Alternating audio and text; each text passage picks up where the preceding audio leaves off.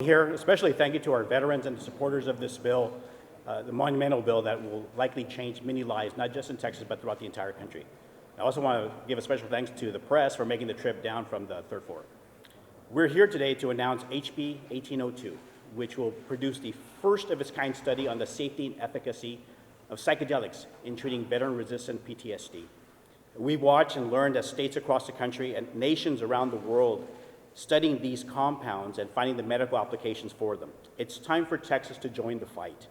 With a mental health epidemic growing in every segment of American society, it's clear that our current solutions are not succeeding.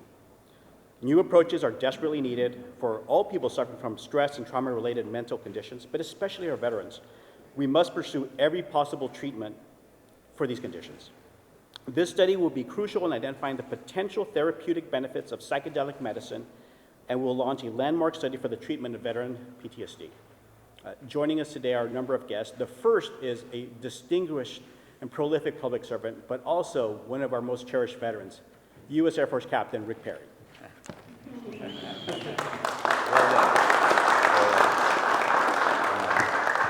Alex, thank you very much. It's a privilege to be back in this historic building and to get to see the new generation of men and women who are taking Texas forward. And Alex, I just want to say to you, thank you for your public service, the life that you have chosen to live, the sacrifice that goes along with that, to each of the members of the legislature who are here. And hopefully they all will see the benefit of this legislation, will understand the power that being in the Texas legislature can have relative to an individual's life. And it became abundantly clear to me some 14 plus years ago as we came into contact in a very intimate way with a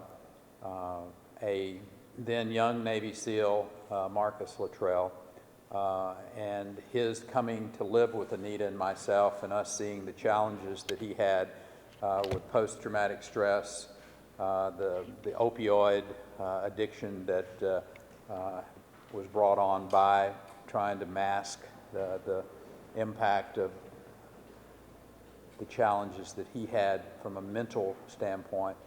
And subsequently, a lot of young veterans we've had the privilege to be able to work with, and a couple of them are here today. As a matter of fact, more than a couple of them are here today that you're going to be able to hear from. And it's really important that you hear from them because it's their story. I'm hopefully a conduit of information that I can talk to the members of the legislature. I'm a great example of a fairly conservative elected official who was against drugs in any form or fashion. In 2013, I had a mother come in and visit with me about the medical use of marijuana. I was against that. But she came in and she showed me where her young son could be cured from a standpoint, from my perspective, maybe that's the wrong word, but could get over these epileptic seizures by the use of this compound that was overseen medically, appropriately dosed.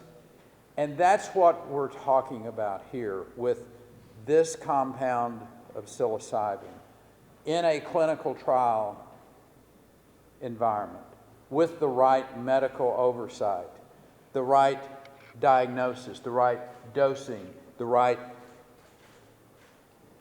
working them through this experience, and then the right follow-up, the proper follow-up.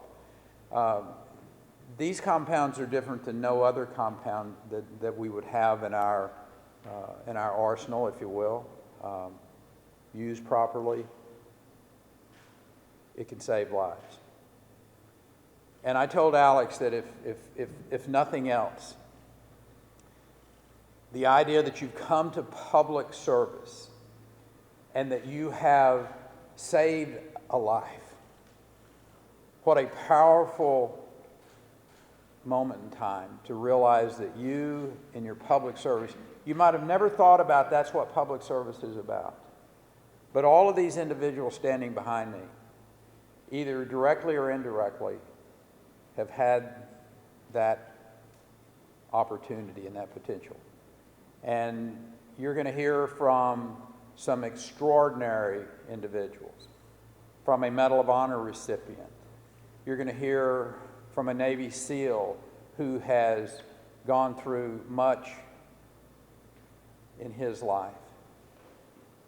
Jake Elsey standing in this group as well. Jake deployed with Marcus and Morgan in 2006 into Iraq. He serves with the members of the legislature. He's a resource that I hope that every member will take aside and hear from him about what being outside the wire is really like, what putting your life on the line is really like, the impact that it has on individuals. It's important to have those who have had that experience in this building today talking to our colleagues about why House Bill 1802 is so important. And it's not just about our veterans, I will say as I wrap up here. The potential science that is going to come out of this, I will suggest to you, is going to have an effect across our populations. Whether it's a young lady who plays soccer, who's been concussed multiple times, Eddie. Whether it's a individual who has been sexually assaulted and the post-traumatic stress that occurs to that individual. The idea that we have in our hands a way to positively affect their future is a powerful thing. And I hope the members of the legislature take this opportunity, they go forward with it, and we very loudly and proudly, if you will, share with the rest of the world what Texas is doing for its veterans. Thank you, Mr. Chairman. Thank you, Governor, former Secretary Perry. Those impactful words show how deep both the problem are and the solutions can be. And when the governor speaks about people dedicating their lives to help others save their own lives, it gives me great joy and honor to introduce the next pair of folks. Amber and Marcus Capone run an organization that is dedicated to saving the lives of our veterans. If they would please join me. Amber, Marcus. Thank you.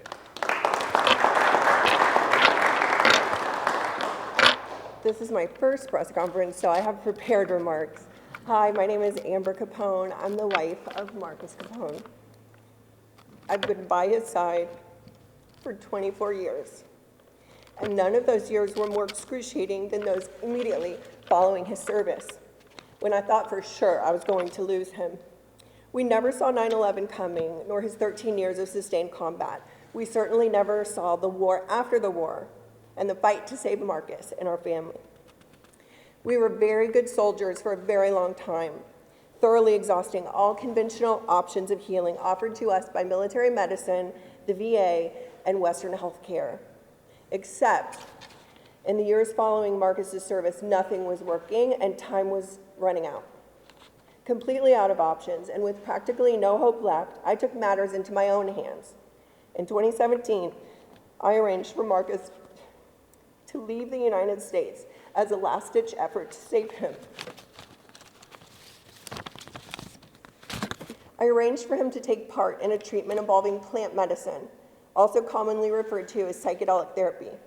This intervention undoubtedly saved his life.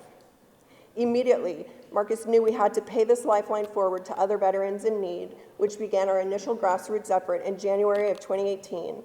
What began with our friends became their friends, and their friends' friends, and friends of theirs. By 2019, we realized that we had a crisis of epic proportion on our hands, and also an opportunity and the responsibility to continue helping fellow veterans, but with a larger goal of changing veteran health care in the United States. We formed our organization VETS, which stands for Veterans Exploring Treatment Solutions. To date, VETS has provided funding for upwards of 350 special operations veterans who have had to leave the United States to seek the healing that they need and absolutely deserve. As word of this spreads, our waitlist continues to explode, with veterans and their families practically begging for help. We can no longer carry this responsibility alone. Our veterans deserve access to the most meaningful healthcare interventions available. House Bill 1802 is a critical first step in delivering this care. Representative Dominguez, thank you for introducing this incredibly necessary legislation, which will save the lives of countless Texans. Governor Perry, thank you for your constant leadership, admirable bipartisanship, and steadfast support of veteran initiatives. I'd also like to recognize the veterans that are standing behind me, because I know that this is not an easy stage to stand on publicly. I know that we all know, myself included, what's at stake with this crisis that's before us if we say nothing. We feel extreme conviction to stand in the gap, step up, and speak out, regardless of personal cost. Lives are at stake, and a new war is upon us, a war that we can win, a war to save our veterans. As we approach the 20-year anniversary of 9/11 and an unprecedented 2 decades of sustained combat, I'm confident that Texas will lead the way in ending veteran suicide with the passage of this bill, and that Texas will lead the way in allowing our veterans to heal within the borders of the nation that they so bravely chose to defend. Thank you.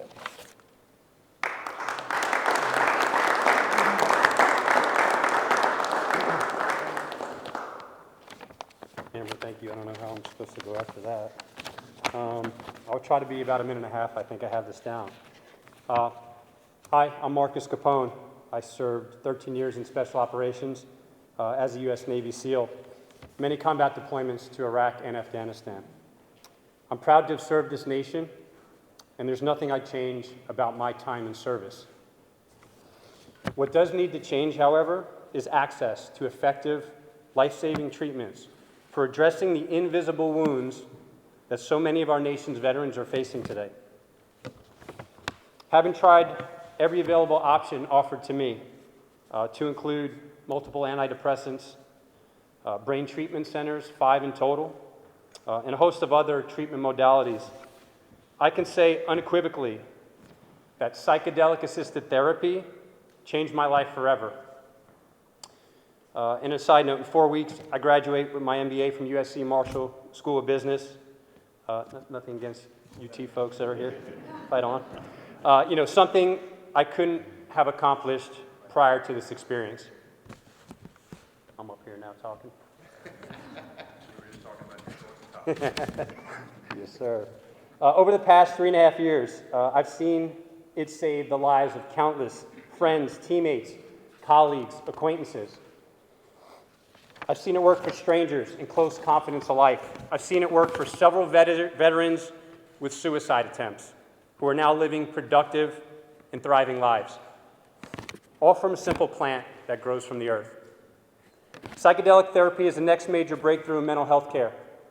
With too many veteran suicides per day, no one needs or deserves this intervention more than our nation's veterans, and Texas will lead the way. The research is there. These therapies are more effective than any conventional treatment currently available. It's time we reduce the stigma surrounding these misunderstood medicines and accept the fact that they work, period. Thank you, Representative Dominguez, Governor Perry, for your friendship, your leadership, this bipartisan effort, as Amber put it, to do what's right for our Texas veterans. It's time our country come together and unite behind a common sense approach to mental health care. Thank you.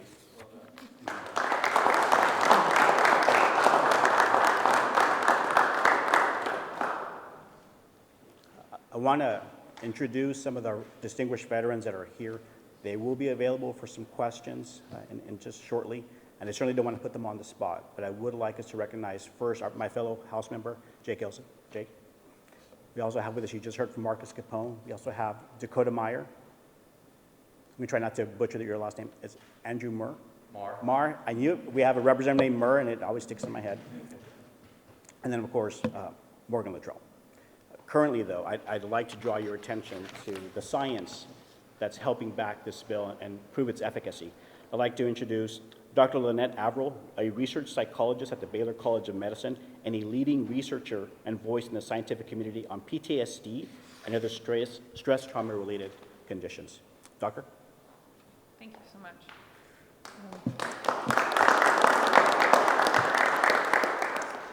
Good morning, everyone. It is really an honor and a privilege to be here today and to share the floor with such a remarkable group of individuals, both those who are wanting to push this forward from a very political agenda, as well as those who are wanting to push this forward from very much a life-saving agenda. And I think the fact that these are one and the same is a really remarkable thing. I do stand here today as a research psychologist, as a faculty member, and also as the daughter of a Marine Corps veteran who died by suicide over 30 years ago. In that time, I think as a field, we have made incredible strides in terms of what we know about the effects of stress and trauma, factors of risk and resilience, and that's incredibly helpful. We have made small strides in terms of how we can effectively treat these things, but I think as you have heard today and have heard likely for the past, since the dawn of time, honestly, we have not found effective treatments for these things. The treatments that we have do not work effectively for many, many people. Currently, there are 2 FDA-approved treatments for PTSD, and generally those have been approved for almost 20 years. And across 20 years, very little has happened. There is incredible research happening, I think has been highlighted in terms of psychedelic medicine, and I think this really is the forefront of what the landscape will look like in the future of how we can treat PTSD, how we can treat suicidality, and how we can ultimately save lives. The research about these psychedelic medicines is incredibly promising, happening not only in the United States, but also abroad, suggesting that these work significantly more rapidly than our traditionally available antidepressants. They work significantly more robustly than our traditionally available antidepressants. They're incredibly safe. They generally have relatively low side effects, though there are concerns with abuse liability and these sorts of things. Generally, in most all of the research and in clinical anecdotes, when we weigh the risks of the incredible distress people experience, the day-to-day life lost, and the ultimate lives lost, the comparison there really is not a comparison at all. The potential here, the potential to not only save lives, but through safe administration of these psychedelic medicines, with appropriately trained medical teams, as has been highlighted, with appropriate dosing, with appropriate safety precautions in place, with people who are trained to work people through what this experience is, and really get at the deep underlying concerns in PTSD and suicidality, we will not only be saving lives, but ultimately helping people to build a firm foundation to have lives that they truly want to live. And I think it's incredibly exciting that Representative Dominguez, that Governor Perry, all of the people in this room are really behind this bill, because I think these are not only the hope of veterans in America. I think these medicines are really the hope of millions across the world who have been struggling with these things. Thank you.